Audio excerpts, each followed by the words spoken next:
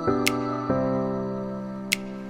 what's up karate fam? It's your boy Jason, and in today's video I'm going to be showing you guys 3 types of kumite bounces that you've been all requesting.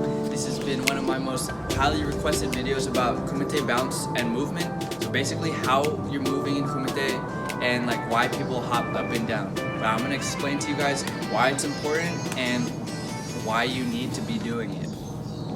Alright, so let's just start with the most fundamental type of hop or bounce in kumite. So you're going to be just in your KUMITE. I like to find a straight line, put my feet along the line. That way it gives me good motion going forward and back. So I'm in my KUMITE. Basic hop is just literally going up and down. Okay, and why do people do this? The reason is, in my opinion, is to build momentum. You're trying to build momentum. For every action, there's a reaction. So every time you hit the ground, it gives you an extra push in case you need to attack. It gives you an extra push in case you need to move back. So it increases your range of motion in a way by making you more mobile, less flat-footed, to be more specific. All right, so let's just show you guys a few of the basic attacks from the up and down kumite bounce. So if I'm here, up and down like so, when I hit the ground, I hit the Katsuki right here. 1, up, 1, shigiri, up. Kizamizuki. So from here, you can do Kizamizuki, Yakuzuki, or your 1-2 from here. Alright, so we just covered the most fundamental kumite hop, which is just up and down, like so. Okay, basic motion, staying on your toes, never on your heels.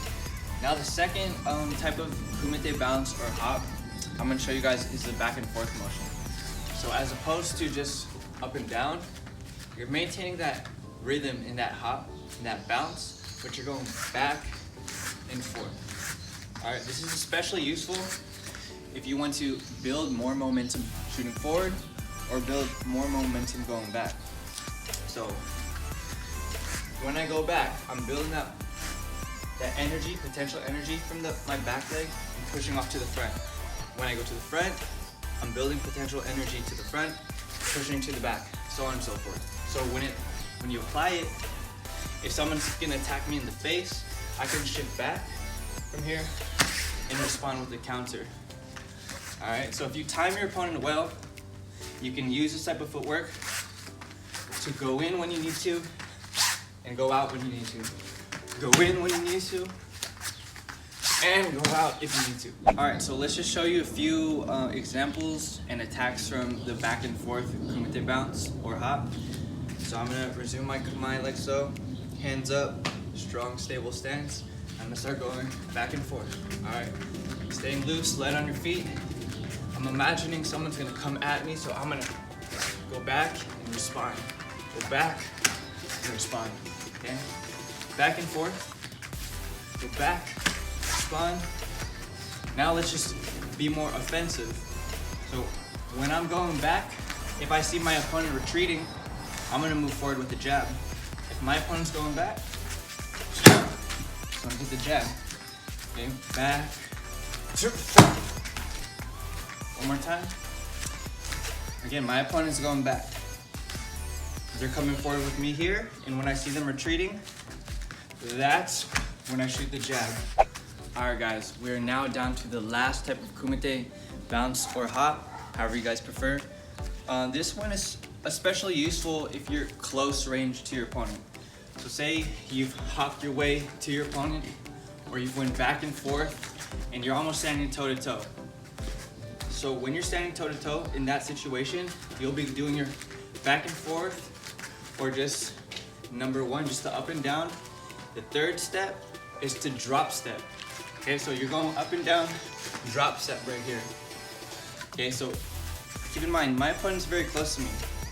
They're expecting me to just go up and down or back and forth. So this drop step is to break their rhythm. And from here, you can attack or counter because you're gonna have a lot of potential energy to burst or explode into your opponent. So again, you're cornering your opponent. They're at the edge of the mat right here. You can't really go forward anymore because at that point you're gonna collide with your opponent. You're gonna be too close. You're gonna smother yourself. You don't want to go too far back because you want to keep them in that weakened position. You want to be controlling the center of the mat. So when you're controlling the center, closing the distance, you drop your step.